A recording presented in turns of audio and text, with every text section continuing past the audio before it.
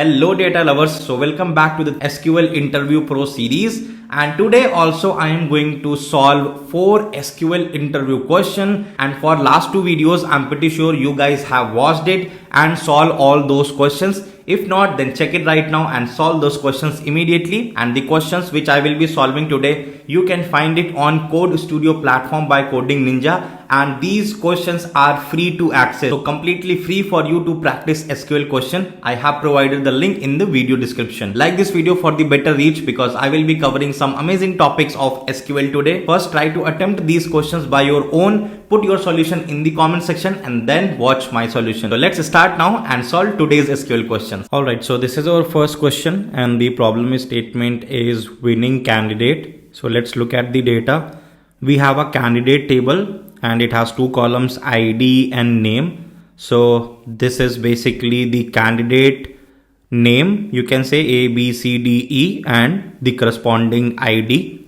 And we have another table named as the vote, and it has 2 columns, ID and candidate ID. So ID is the auto incremented primary key here. Candidate is the ID appeared in candidate table. Means if we look at this vote table, so this row represents that there was one vote which was given to candidate ID 2, eventually candidate B. So this candidate ID is basically a sort of foreign key here. So this is how this relationship has been given, and what we need to do, write a SQL to find the name of the winning candidate. The above example will return B as a winning candidate, because if we want to check which candidate has got the maximum votes, so if we look at this table, 2, how many votes have been given for candidate 2? So in total 2 votes for 2, and rest of the candidates 4, 3, 5 has received 1 vote if we take the count for each candidate after doing the group by part.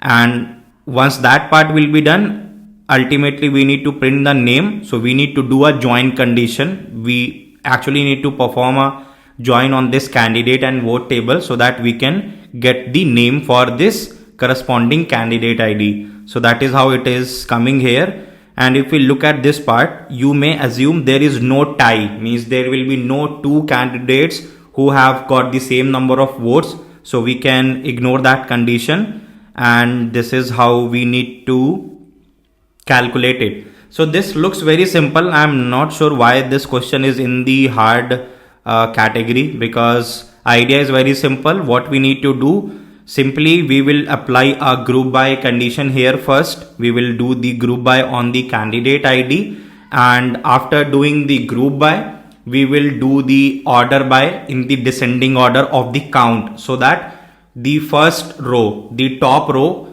we will be getting for that candidate who has got the maximum vote, and we will pick that record only and will simply join it with this table to print the final name of it. That would be the simple idea and simple solution for this one. So let's try to write a query for it. So first I would put it in this way, select, and here we also need to do a join condition. So candidate table, from this candidate table we only need this name part. So I would put something like T1 dot name, from which table, candidate table, and I will give a name, alias name to it, which is T1, and we will get this name once this grouping is done, and once we are able to get that candidate ID who has got the maximum vote. So obviously this will be a sort of sub query which we need to write, and we will give a different alias name to it. So here, that is why I'm writing inner join, right, on what table, that would be basically the sub query output which we are getting. That is something which we will join from the candidate table. So inner join, and here I will write that portion, select candidate ID, candidate ID, this one, and from which table, vote table, group by candidate ID, means this is the sequence which I am giving here, and here I can also include the count star as total votes, right? So that's what I said, means we will be doing a grouping on this candidate ID, and then we are taking the total count, and that will be considered as a total votes for one candidate. And after that we are applying the order by on this second sequence number of the column, and after doing the order by, and that is something which we will be doing in the descending order, we will apply the limit as well, so that this subquery will only be able to return the one candidate ID, for which we simply want to get this name. That is why we will apply this limit 1 as well. So this entire subquery will ultimately return us this candidate ID 2 and the corresponding total votes for that candidate, and I will give a alias name T2 to it.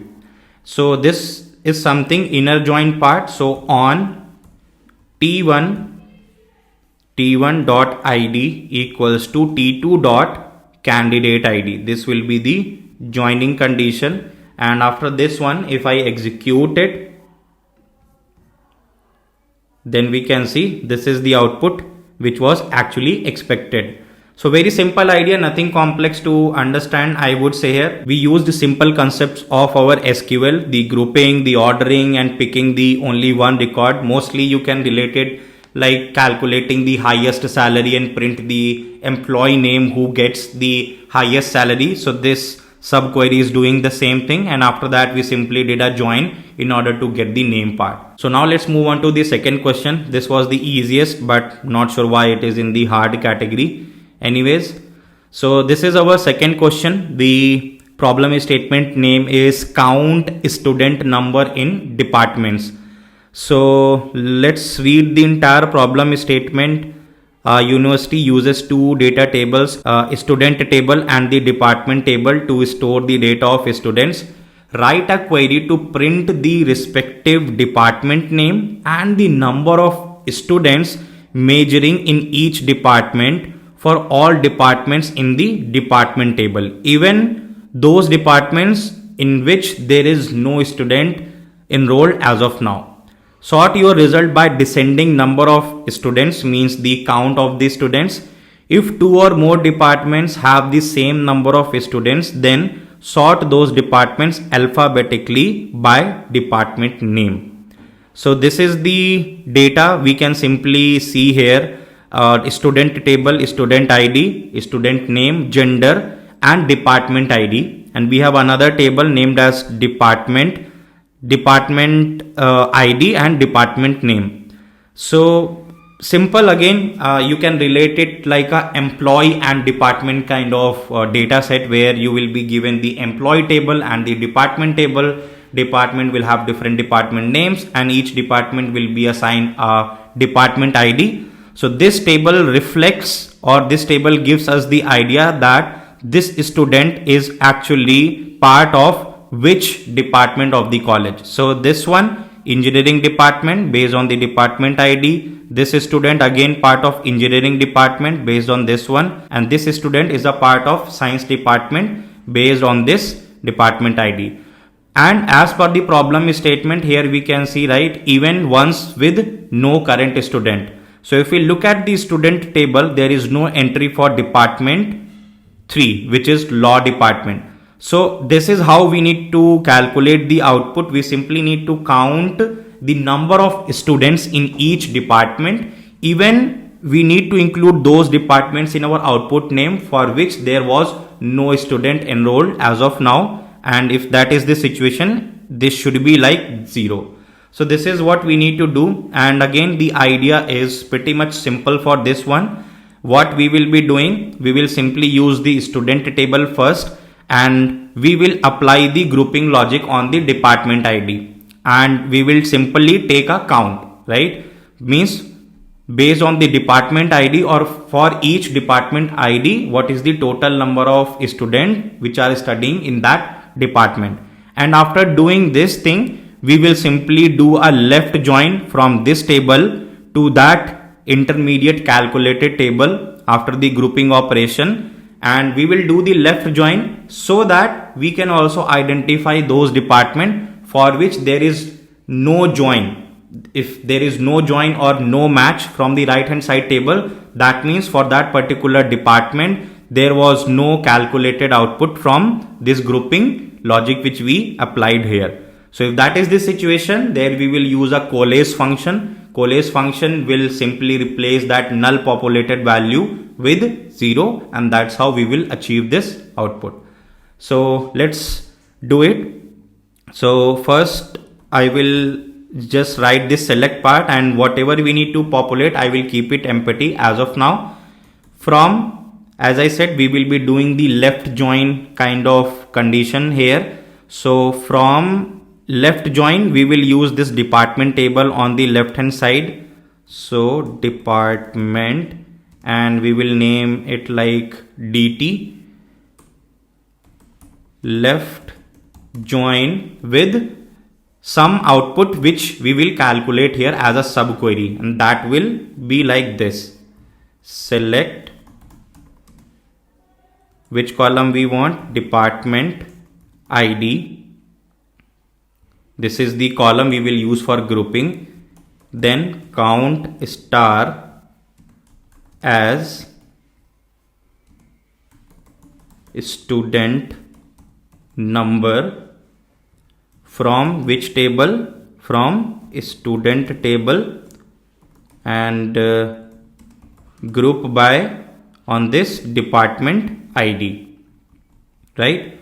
So this is the thing which we have done, and after doing this part, we will simply give the alias name to it, and we will name it like stu count or std count, right? And we will use this on condition. So join will happen on this department ID column. So dt dot department ID equals to std count dot department ID, right? So this join condition is there, and as I said, after doing this join condition, we will be getting values for this one, engineering and science, and for this one null value will be there.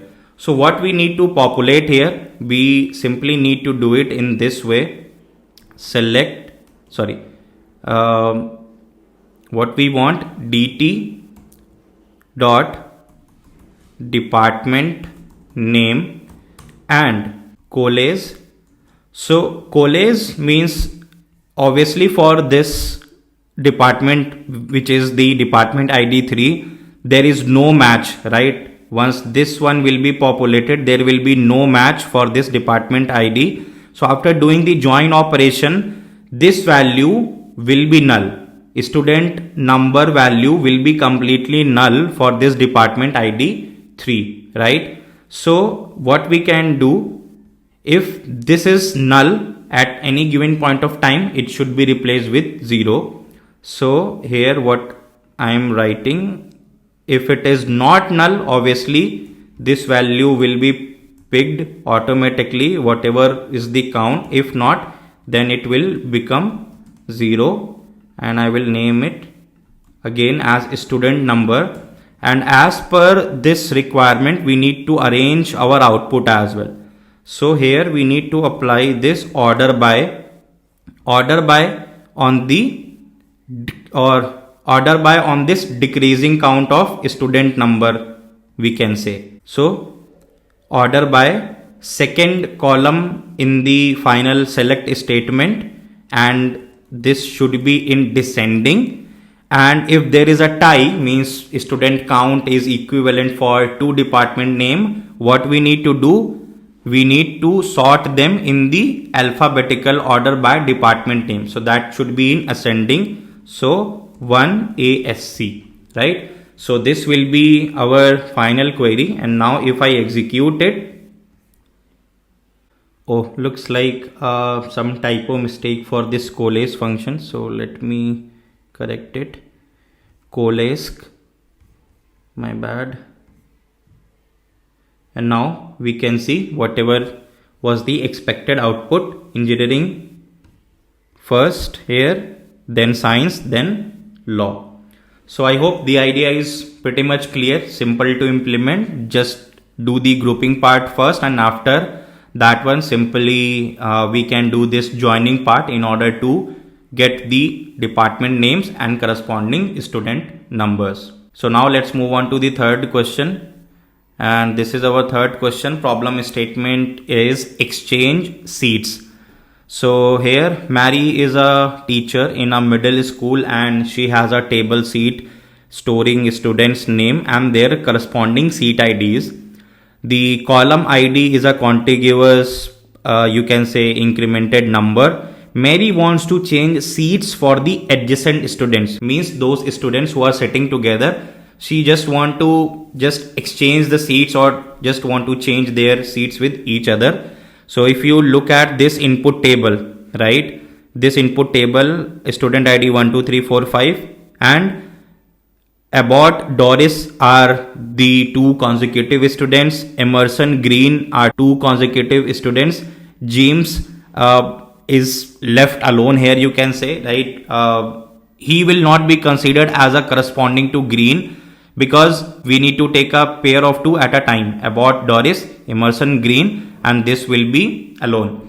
So we can see this is the sort of output we need to generate. So seats have been exchanged for Abbott and Doris. Now Doris is sitting on the seat ID 1, and you can say Abbott is sitting on the seat ID 2. Same for Green and Emerson. James is like untouched. His seat is not touched or is not exchanged with anyone else here. So if the number of student is odd, right, the total count of student is odd, there is no need to change the last one seats, means this will be kept as it is. So this is the kind of thing we need to solve. And so in the previous video, I'm not sure if you have watched it or not, similar sort of problem statement we had, where we also had to deal with the consecutive numbers, right? So that kind of logic we cannot apply here, because when we think that logic for the consecutive numbers, right, calculating the consecutive number and to deal with them, then all these numbers are consecutive, right? We will not be able to apply that kind of logic, because all these rows then will get impacted. But in order to just exchange the seat, right, what we need to do, we need to deal with two rows at a time. That's the kind of thing we need to implement. All right. So if we take it in a different way, or if we try to understand this problem with a different perspective, right? Because for us, we need to write a query to display this output. So what we can say, if the IDs of these students can be changed, right, still we will be able to get this output. So that is the kind of logic we will try to implement here, because the total count of students, either it will be odd or even. If it is odd, then this will be untouched. We do not need to change its ID. If it is not, right, then how we are going to write our logic? Try to iterate the rows, right? If the row, right, we will simply check this ID column and we will use mod function, right? We will try to check whether this number is even or odd. So if we simply try to look at this raw data, so ultimately what we need to do, Doris needs to go on this one, the odd seat ID. So let's say we start iterating our rows, and we see that if this one, the ID is something which is even, we will simply change it to odd one, right? We will make it 1, and if it is odd, we will simply increment it by 1 so that it can become even, right? So ultimately applying this logic, 2 will become 1, 1 will become 2. Similarly here, this is odd, so we are incrementing it. 3 plus 1 will become 4. So immersion will ultimately go on 4, and this is even, so we will decrease it by 1. It will become 3. And if it is equivalent to last one, or the total count is equals to this ID number. So if we take the total count will also become 5. If at any given point of time, if ID is equivalent to the total count, we are not going to touch it and our task is done. So that is the kind of logic we are going to use here. So just focus here how I'm going to write this logic. So we need two things here. We need the original table, and apart from that, we also need the count, total count, so that that value can be used for that kind of case when statement. All right.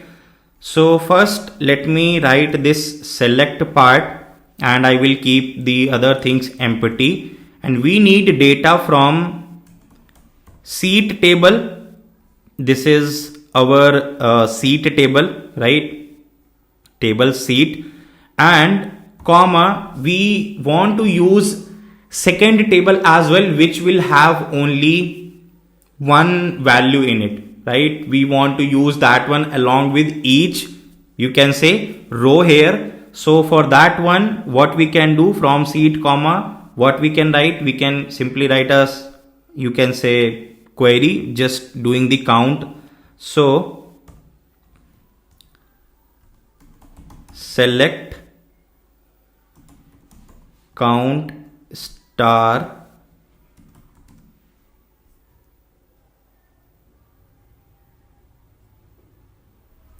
as counts from seat table, and we will give a alias name to it, seat counts, right? So this table and along with this one, this table, right? So how it will actually look like, let's try to put a star here, and let me just execute it. So if we try to write this query, that's why I executed this query, so that you can get this idea. If I write two table names comma separated, right, then how it will look like. So what ultimately happened here, we used this seat table in the from clause, and after that we written a subquery, which ultimately, right, if you execute this query separately, it will give you one row.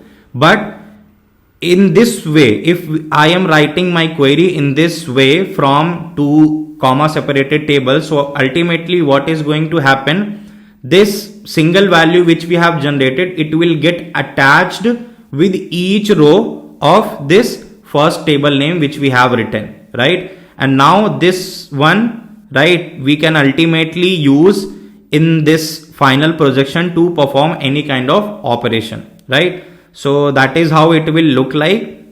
So what we need to do, we simply need to write some case when statements here. Instead of this star part, we need to write some case when statement, and after that we will apply the ordering we need in the ascending way. So this order by, we can ultimately write here this ID column, which we will derive here in this select statement, that we will use, and it will arrange our data.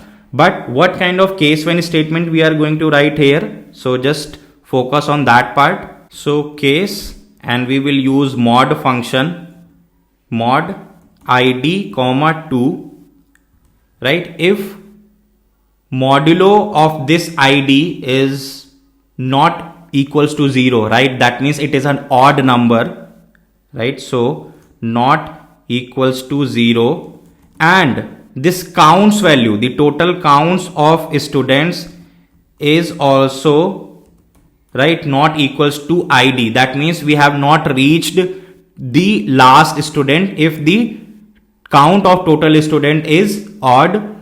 So in that case, what we need to do, we need to increase that number by 1. Means that's what I was talking about. If it is an odd number, if it's a simple odd number and this is not the last student as well, right, in case of the odd student count, then we need to increment it by 1, right? So what we need to do, id plus 1. So case, this will be when here actually, right? And after that I will copy it and I will write it. So when mod id comma 2 means it is odd number, and also our count has become equivalent to id, means we have reached this student in case of odd student count, right? So in that case, what we need to do, we need to keep it intact. We don't need to shuffle its seat. We don't need to change its seat id. So that's why we have kept it as it is. Else means what will happen? Whatever id we are checking the modulo, that will be the even number, and if it is an even number, we need to decrease its id by value 1 so that it can become an odd number. So else id minus 1 end as id, same column name which we want in the output, that's what we are giving it as a alias name, and what we want is student name as well. So after doing this thing, now if we execute this one, we can see this output id 1, and this is the exact thing which we were expecting in our output. Doris should be in the seat number 1, Abbott should be on the seat number 2, Green should be on the seat number 3, Emerson should be on seat number 4, and James should be on seat number 5, right? So this is how it is implemented. Again, nothing complex to understand, just a simple mathematical operations we have used: increment, decrement, checking the odd and even numbers. That's the simple thing we have implemented here. And personally, we have solved 3 questions so far. This one I personally liked, because if you read it right, obviously in a first instance it will look like a very difficult question. You might even start thinking a few complex operations, the joining, and how to just work with those 2 rows at a time, right? Multiple kind of thoughts might come into the picture, but that is how in a simplistic way it can be solved, right? So I hope you get the idea and try to write it by your own. So now let's move on to the last question for today's video, and that is the second degree follower. All right, so let's read the problem statement. In Facebook, social media platform, there is a follow table with 2 columns, followee, follower. Means if I have created my account on Facebook, I might have some followers, means those Facebook IDs which are following me. So I will be called as a followee, and those who are following me or in my friend list, they will be known as the followers. So please write a SQL query to get the amount of each follower's follower count. Means if I have 5 followers, so ultimately in the output table, I need to print the count of my follower's follower. That is the count we need to print. That is why the problem statement is second degree follower, right? So get the amount of each follower's follower if at least that follower has 1 follower, you can say. Okay. So if we look at the input table, this is the followee and the follower. So followee A, so this one has follower B, and B is a follower. So ultimately this line, what it says, we only need to count the followers for those followers, means who are actually following someone, right? So these rhymes might look difficult to understand, but if you observe the input and output, you will get the idea of what we actually need to calculate. So simply what you can see here, B is something, right, which is following at least someone, and that is why we can see this has also an account obviously, and there will be other friends or there will be other followers who are following B. So in output table, we can see follower B has these many number of followers. Similarly for this one, follower D, here we can see few entries, and if you take a count, right, how many followers this D has, Obviously 1. How many followers this B has? Only 2. Why A and C and E is not in the output? Because, right, for A, this is the only entry, but A is not a follower of someone, right? That is why we have to discard, because the problem statement is we need to count the followers for those followers who are following someone at least, right? So A is not following someone. Obviously C is following someone, but there is no entry for C at least here. That is why it is not present in the output. Same with E as well. E is following someone, but there is no entry as a followee for C and E. That is why they are not part of the output table. So that's what we need to calculate. And again, idea is pretty much simple. How we can only identify those followers for which we need to populate these counts.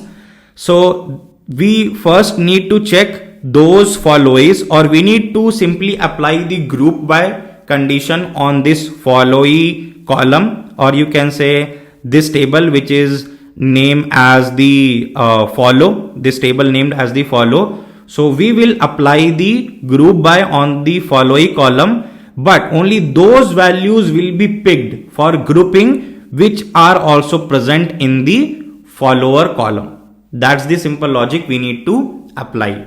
So let's try to write the query for it. So select, and what we need to do here, we will name it like f1 dot followee, and this followee will eventually become as this follower, right? We will name it as follower, and what we need to print, we need to print the count, right? So count star as num, right? These are the two things we need to calculate.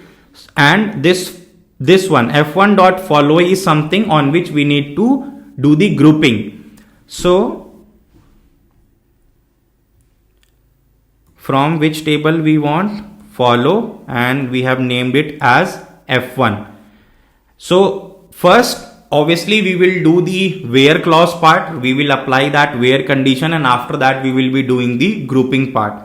So what I told you, that we also need to apply this grouping for those followee values which are obviously present in the follower, so that B and D can be picked. So what I'm writing here, where f1 dot followee in select where distinct for f1 dot followee in. So first let me write f1 dot followee in select follower from follow. So we are doing the lookup here, right? If this followee exists in this follower, only in that case this should be counted in the grouping, else it will be discarded, right? So that's what we did here, and after doing this part we will apply the grouping. So group by f1 dot followee, right, and order by this second derivation which we have done here. Now after doing this, if we execute our query, right, we can see all right, this is coming in the ascending order. We need to apply the descending. So this is the expected output which we were supposed to get. So the main catch is this part only. Apart from that, everything is pretty much simple. What we need to do, we only need to pick those followee which exist in this follower column, and that's what we are doing here. We are trying to checking those followee which are part of the follower column. That is how we got the B and D, and ultimately the group by logic applied on those two means for B and D, and we got the count of followers for these followee, right, B and D. So that was the simple logic. So that's what I had for this video. I'm pretty sure you would have enjoyed all these 4 SQL questions, and you will be also able to solve it. So follow the same sequence. First, try to write your own approach. Try to just read the problem statement, write your own approach, put it in the comment section, and then look at my solution. And if you find it informative and you want other aspiring data professional to solve these kind of questions, then hit the like button for this video. And if you haven't watched the previous videos of SQL Interview Pro series, then watch it right now, solve those questions as well. And if you are new to the channel, then hit the subscribe button, press the notification icon, and I will see you guys real soon with the next part of the SQL Interview Pro series. Till then, just keep exploring data.